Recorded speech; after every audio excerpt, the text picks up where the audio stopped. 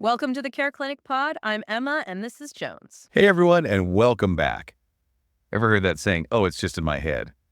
Well, when it comes to pain, there's actually some truth to that. Yeah, and that's what we're diving into today, retraining your brain to deal with pain. We're talking cognitive behavioral therapy, or CBT, for pain management. And it's not about ignoring the pain or pretending it's not there. It's really about, changing how you relate to it and how you experience it. And it can be super effective for all sorts of chronic pain. We're talking back pain, headaches, even arthritis. Things that many of our listeners are probably dealing with, sadly. Definitely.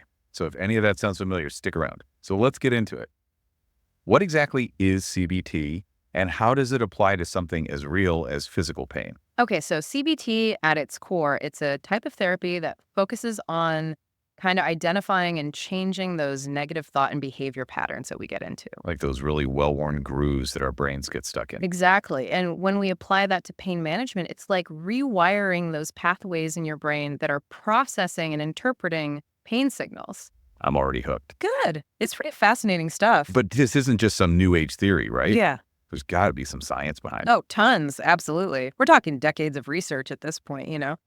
Studies show that it can be as effective as medication in some cases for reducing pain and improving your quality of life. Wow. That's huge. Like on par with actual medication. Yeah.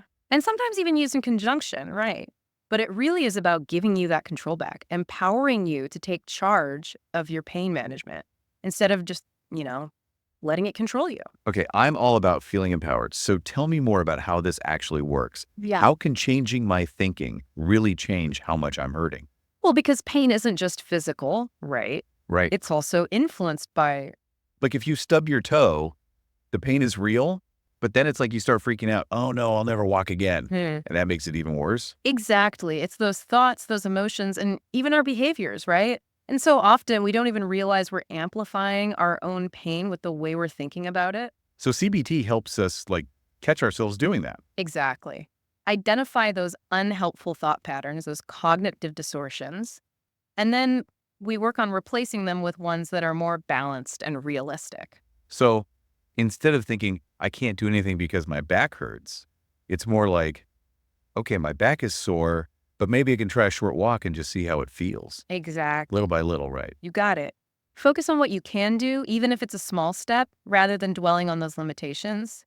And those small steps can make a big difference. I love that. If you're trying to track your progress, even those small wins, download the CareClinic app. It can really help you stay motivated and see how far you've come. It's true. It's really amazing how those small things can add up. Okay, so what are some of the other CBT techniques? I'm ready to take notes. Well, one that comes to mind is mindfulness. Okay, everyone talks about mindfulness. What is it exactly? I know, right? It's become a bit of a buzzword, but it really is about paying attention to the present moment without judgment. Just noticing your thoughts, your feelings, your bodily sensations as they arise. So it's like, instead of getting lost in those what if thoughts about your pain, what if it never goes away, mindfulness brings you back to what's happening right now. You got it. And, one of the simplest ways to practice mindfulness is just by focusing on your breath. Noticing the sensation of each inhale and exhale. If your mind wanders, which it will, that's okay. Just gently guide it back. No judgment, right? Exactly. It takes practice, but it can be so helpful. I actually recently started trying a mindfulness meditation app, and I have to say I've noticed a difference in how I handle stress, which we all know can make pain so much worse. Absolutely. Stress can really do a number on your body. When you're stressed, your body releases all these hormones like cortisol, which actually increases inflammation and sensitivity to pain. Oh, great. Just what I need. More inflammation. Right. So finding ways to manage that stress, whether it's mindfulness, deep breathing, spending time in nature, it's crucial. So we're talking taking care of our mental well-being just as much as we take care of the physical stuff, because it's all connected. It really is. And that's why CBT for pain management often involves this combination of techniques, right? Addressing both the physical and psychological aspects of pain. So it's not just about masking the pain. It's about understanding it, working with it. Exactly. And another technique that can be really effective is called behavioral activation. Okay, that sounds a little counterintuitive. If you're in pain, wouldn't you want to avoid activity? Yeah, it might seem that way, right? When you're hurting, it's natural to want to withdraw, to avoid anything that might make it worse. But over time, that avoidance can actually lead to decreased activity levels, Hmm. muscle weakness, even increased pain sensitivity. So it's like a vicious cycle. Pain leads to avoidance, which leads to more pain. Exactly. Yeah. So behavioral activation helps to kind of break that cycle. By doing what? Making you do a bunch of jumping jacks when your knees are killing you. No. It's about gradually re-engaging in the activities that you enjoy, even if it's just for short periods initially. So it's about finding that balance, right? Like respecting your body's limits while also challenging yourself to stay as active as you can. Precisely. Because I'm hearing that resting can be important, but too much rest can actually be detrimental. Absolutely. And that's where, working with a qualified CBT therapist can be incredibly beneficial. Right, someone to help you figure all of this out. Exactly, because they can help you set realistic goals, break those goals down into those smaller, manageable steps, and just provide that support and guidance along the way. You're not in this alone, folks. There are people who get it, who can help you navigate this whole process. We'll be right back to delve even deeper into the world of CBT for pain management. And we are back and ready to keep this conversation going. Before the break, we were diving deep into CBT for pain management. But I want to hear more about some of these other mind-body approaches I've heard about. What about cognitive functional therapy? CFT, is that right? Yeah, CFT, it's really interesting how it takes some of those CBT principles, those thought and behavior patterns we were talking about, and tailors them even more specifically to movement and pain. Okay, I'm intrigued. Tell me more. So it really dives deep into your individual story, right? Like your fears about movement and how those fears might actually be causing you to move in ways that perpetuate your pain. Wait, so you're saying I could be unknowingly causing myself more pain? It's possible. For example, imagine someone with chronic knee pain who avoids squatting because they believe it's inherently bad for their knees, right? Makes sense. I've heard that before. Like squatting is bad for your knees. Right. And so they start avoiding stairs, certain chairs, anything that resembles that movement. And over time, this avoidance can actually weaken the muscles that support the knee, making the pain worse in the long run. It's like we're creating a self-fulfilling prophecy. We avoid a movement because we think it's harmful, and then that avoidance is what actually makes it harmful over time. Exactly. And CFT recognizes that connection between our thoughts, movements, and pain. So it helps individuals rebuild trust in their bodies, by gradually reintroducing those movements they've been avoiding, all while addressing those underlying fears and beliefs. So it's like you're retraining your brain to see those movements as safe and even helpful rather than something to be afraid of. Exactly. And a big part of it is also learning to move more mindfully in our everyday lives, like just bringing awareness to how we're moving throughout the day. I love that because it's not just about what we do in a therapy session, right? It's about integrating these principles into our daily routines, Absolutely. Think about something as simple as bending over to pick something up. which I do a million times a day. Right, exactly. But for people with back pain, they may have all these fearful associations with that movement. Right, yeah, for sure. Like, oh no, my back. Exactly. So CFT would help you to break down that movement, identify any potential harmful patterns you've adopted, and then teach you a safer, more mindful way to bend and lift. So much of this seems to be about unlearning those habits, those ingrained responses to pain. It really is. And that's where Therapeutic Neuroscience Education, or TNE, comes in. Okay, TNE, this is a new one for me. Break it down.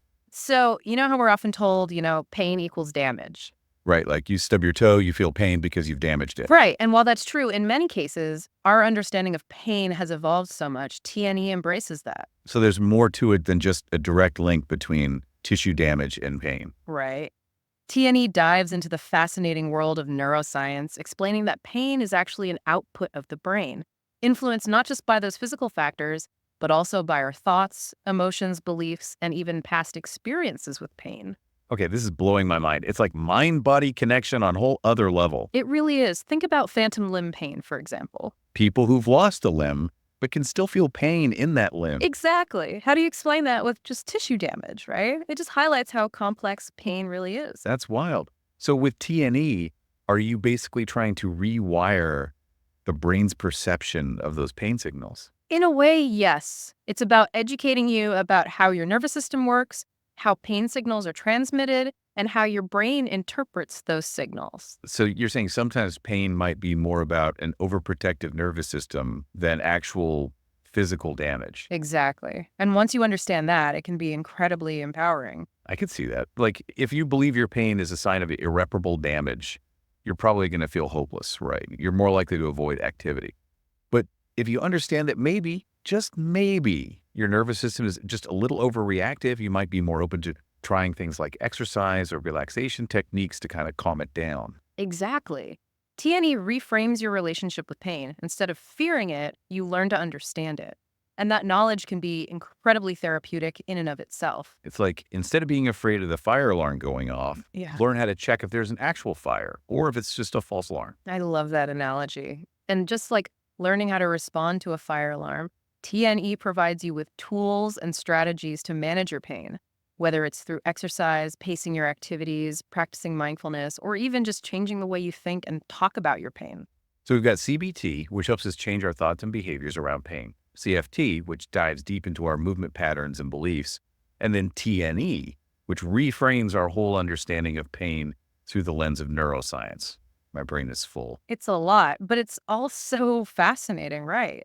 And one of the great things about these approaches is that they're not mutually exclusive. They can be used together, complementing and enhancing each other. So it's about finding the right combination of approaches that work best for you, for your unique pain experience. We'll be right back to explore what else we can do to take back control from pain and start living our best lives. And we're back. You know, hearing about CBT, CFT, and TNE really highlights how much power we actually have when it comes to managing pain. It's not just about popping pills and hoping for the best. It really is empowering, isn't it? It's about taking an active role. And, that sense of empowerment, it goes beyond the therapy room, too. There's so much we can do in our daily lives to support our well-being and really take control of our pain experience. And I think that's what I'm most excited to talk about today, those self-care strategies. Because while professional help and these evidence-based therapies are crucial, sometimes it's those small, everyday choices that can make a huge difference. Absolutely. Self-care doesn't have to be complicated or time-consuming. It's really about those little things we do throughout the day to kind of nurture our minds, bodies, and spirits. I love that. Those little things really do add up. So Mhm. where do we even begin? What are some of your top self-care tips for people dealing with chronic pain? Well, one of the most important and often overlooked is sleep. Okay, sleep. Tell me about it. I know I'm not my best self when I'm sleep deprived, but what's the connection between sleep and pain? So we often think of pain as purely physical, but it's so much more than that. Lack of sleep can actually make pain feel worse, like it lowers your pain tolerance, So I'm guessing pulling an all-nighter is a terrible idea if you're dealing with chronic pain. pretty much. When you're sleep deprived, your body produces more of those inflammatory chemicals, which can actually amplify pain signals. Also, it's like adding fuel to the fire. Exactly. So getting enough sleep, establishing a regular sleep routine, that's actually a form of pain management. Mind blown. I never really thought about it that way. Okay, sleep. Check. What else? Another big one, and this is often overlooked too, especially when it comes to pain, is nutrition. Okay, I'll admit, when I think self-care, I don't usually jump straight to vegetables, but I know how much better I feel when I'm eating healthy. But how does food play into pain management? Well, how we were talking about inflammation. Certain foods can actually trigger inflammation in the body, and that can exacerbate pain. Like processed foods, sugary drinks, all that good stuff. Pretty much. Those late night cravings might not be your pain's best friend. But on the flip side, there are also foods that can help reduce inflammation and support overall health. Okay, hit me with that anti-inflammatory grocery list.